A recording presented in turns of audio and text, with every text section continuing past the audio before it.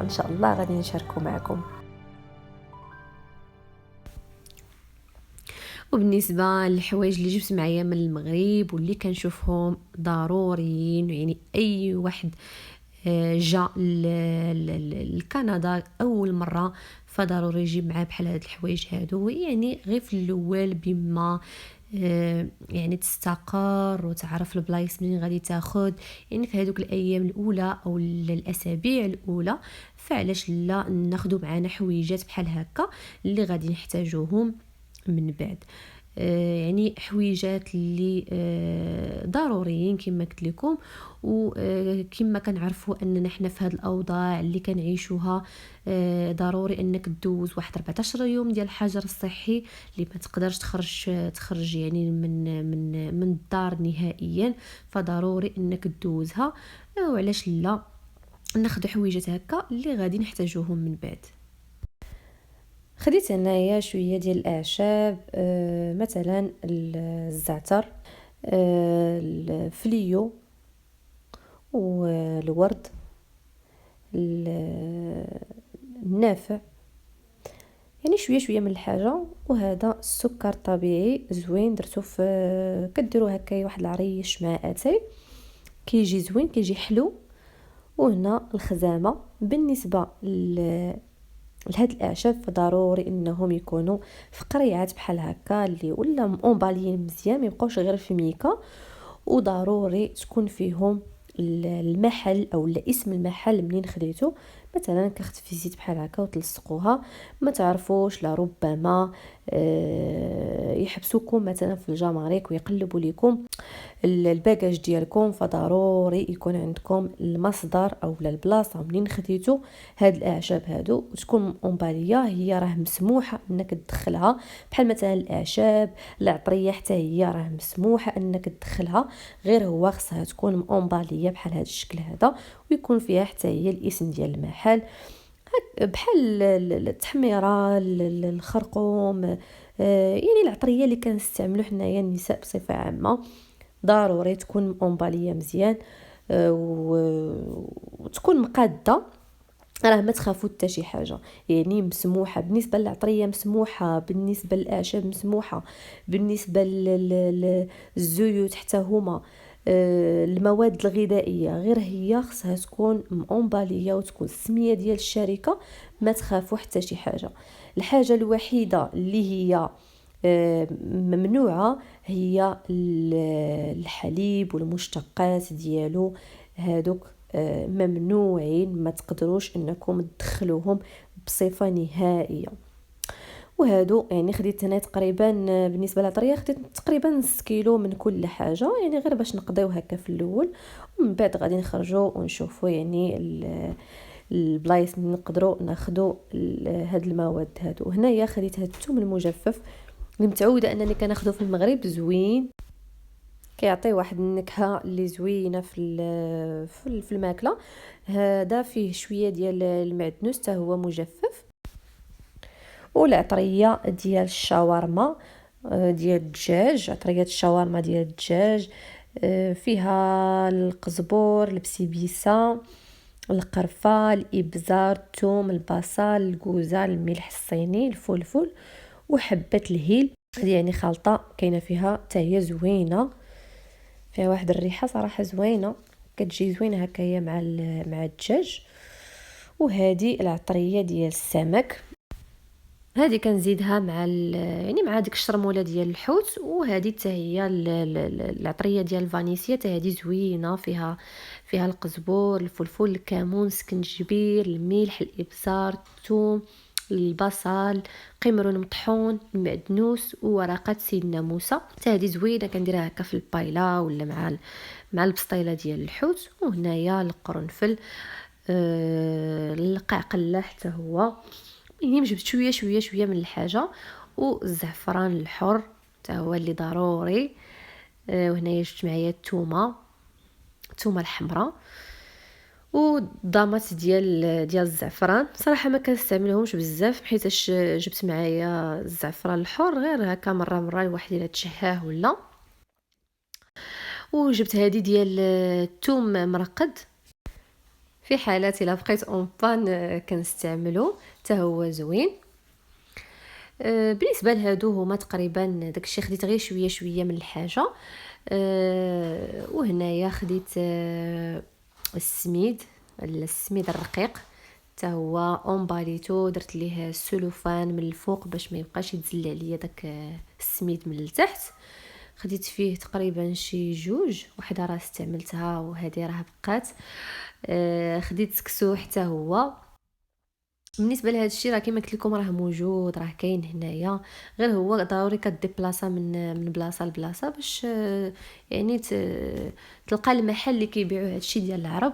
وخديت الشعريه الصينيه، اتاي حتى هو اللي ضروري، اتاي ما نقدروش نستغناو عليه. والمواد ديال الحلويات بحال الخمارات، الفانيل، كريم باتيسيير، يعني داكشي باش غادي تقضي في الاول وصافي. وبالنسبه للمواد اللي قلت لكم راه ممنوعه، اللي هي الحليب والمشتقات ديالو، الخضار، الفواكه واللحوم بصفه عامه. يعني هادو هما المواد اللي تقدر تدخل معاك من المغرب يعني او لا من اي دوله لكندا بالضبط. وبالنسبه للمعينات جبت معايا الكوكوت اللي ضروريه ما نقدروش نستغنوا عليها. البرمه حتى هي جبتها. الطاجين، بالنسبه للطاجين جبت تقريبا 2، هذا وصل بخير على خير والاخر تهرس ما كتبش. وخديت تاقره، صراحه تاقره زوينه كتعجبني نطيب فيها هكايا يعني كتعطي واحد المذاق خاص في الماكله، صراحه زوينه. ديجا راه طيبت فيها. وبالنسبه للزيت فتا هي راه مسموحه انكم تدخلوها، غير هو يعني لتر واحد للشخص، كل واحد مسموح ليه انه يجيب معه اطرو واحد. بالنسبه لنا حنا راه جبناها، يعني خديتها درتها في قريعات ديال المناضه وزيرت عليها بسكوتش، ومن بعد دورت عليها السلوفان ودرتها بين الحوايج، ما وقع ليها حتى شي حاجه، وصلت بخير وعلى خير. وغندوزو لحاجه اخرى اللي هي خاصه بالنساء، الصابون البلدي اللي ضروري ما كيخطاناش في الحمام المغربي. خديت الصابون البلدي بالعكر الفاسي والصابون البلدي بالاعشاب، زوينين. هادو ديما كنستعملهم، زائد الكيوسه ديال الحمام. وهنايا خديت هاد زيت ارغان، كناخذها من اكادير عند واحد السيد بالضبط في انزكان، كيدير تعاونيات، كيدير الزيوت بصفه عامه، والصابون حتى هو ديال ارغان. كيبيعوا املو ارغان، يعني كل شيء داكشي عندهم شي حاجه اللي نقيه. وهنايا البخور، انا من محبي البخور، حتى هما راه مسموحين تقدروا دوزوهم، غير حتى هما كما قلت لكم يكونوا بالامبالاج ديالهم. انا راه غير فتحتها هنايا، يعني تكون في لومبالاج ما تخافوا حتى شي حاجه. وخديت هاد المبخره هادي على هاد الشكل هذا، مبخره اللي عاديه ما فيها، ما كتخدمش يعني بالضوء ولا بالبريز ولا حتى هنايا. الالكترونيك ديال المغرب ما غاديش يخدم لكم، لا ما تصدعوا راسكم تجيبوه معاكم، اي حاجه ديال الالكترونيك ما غاديش تخدم.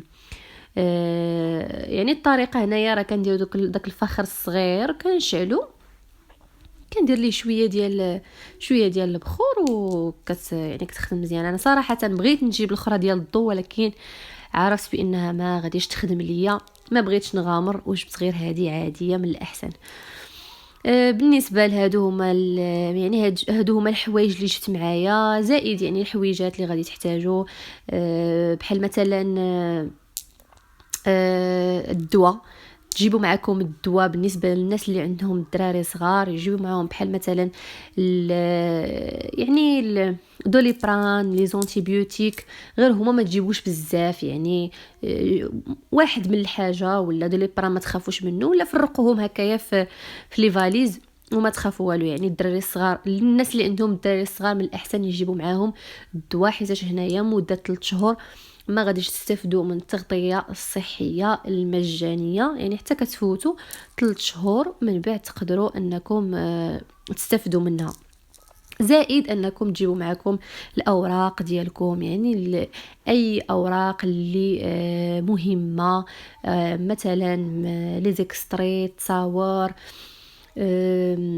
الشواهد المدرسيه، يعني الشواهد كما كانت راه غادي تحتاجوها، فبالاحسن تجيبوا معكم داكشي من الاول.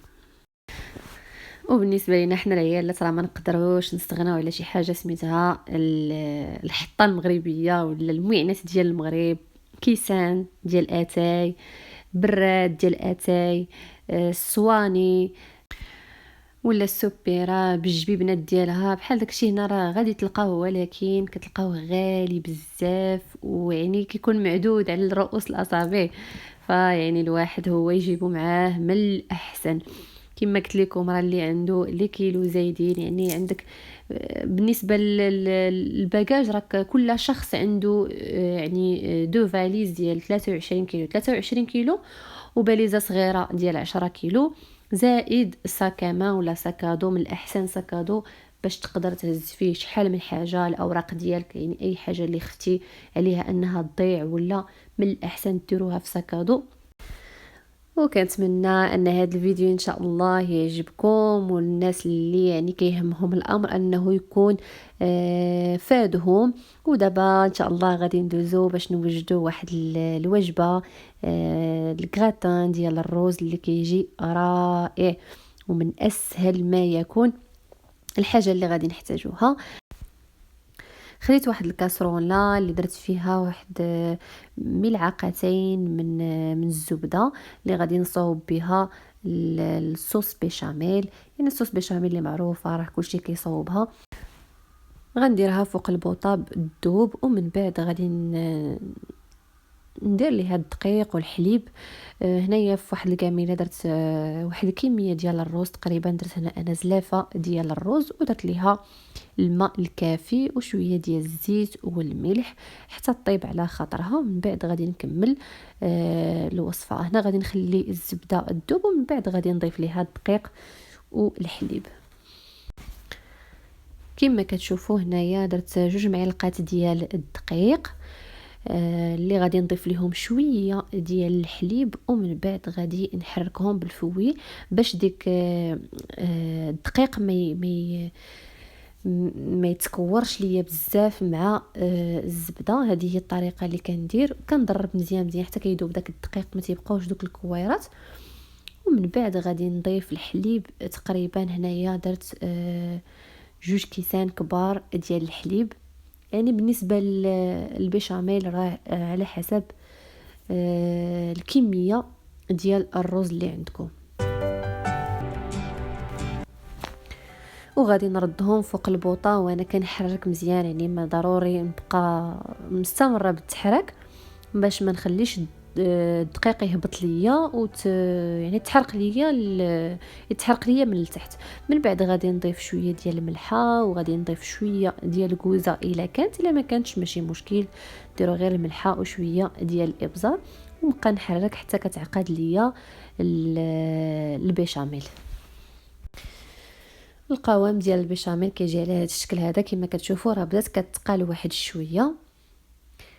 المهم انا ما بغيتهاش تجي عاقده بزاف، بغيتها تجي كريميه، حيتاش من بعد غنديرها من فوق الروز وغادي ندخلها كتجي على هذا الشكل هذا، كتكون على شكل كريمي صافي. يعني دابا راها واجده، غادي نخليها جانبا. من بعد ما طاب ليا الروز غادي ناخذ واحد المقيله، غادي ندير فيها شويه ديال البصله مع زيت الزيتون او لا مع الزبده اللي عجبكم. بالنسبه لي انا هنا درت معاها الزيت، وكنخليها كتقلى واحد شويه. ومن بعد غندير ليها شويه ديال الملحه وشويه ديال الابزار. ومن بعد غادي ناخذ واحد الكميه ديال الخيزو، يعني الجزر اللي متوفر عندكم، كنحكو هكايا في الحكاكه الرقيقه، ومن بعد كنضيفوا لهذيك البصله ونخليها حتى كطيح واحد شويه. ومن بعد زدت ليها واحد الكميه ديال الطماطم المعلبه، او لا تاخذوا الطماطم يعني محكوكه كتحكوها من الفوق يعني اللي متوفر عندكم، وكتشحروها شويه مع داك خيزو. انا درت واحد النقيطه ديال الماء، ما بغيتهاش باش تجي ناشفه بزاف.